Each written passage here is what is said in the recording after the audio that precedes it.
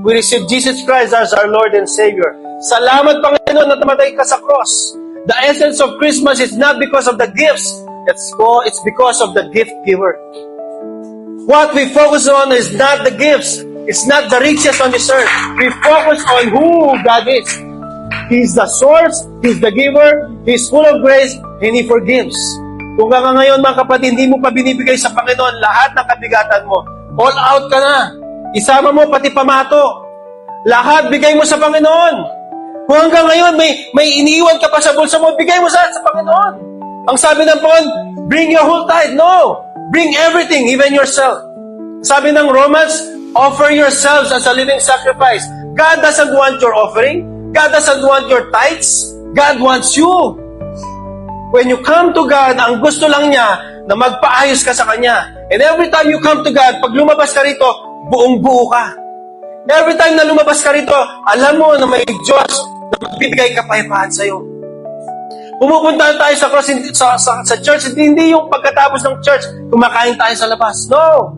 Pumunta tayo sa church hindi dahil marunong tayong kumanta o tumugtog. Pumupunta tayo sa church hindi dahil marunong ka mag-preach or mag-lead.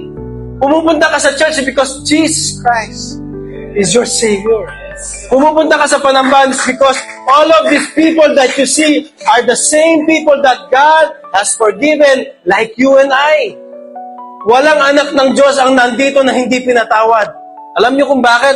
Hindi kayo babalik sa panambahan kung hindi niyo alam na kayo pinatawad ng Diyos. Every time you come to church is because you know na wala kang pwedeng pagmalaki sa Panginoon.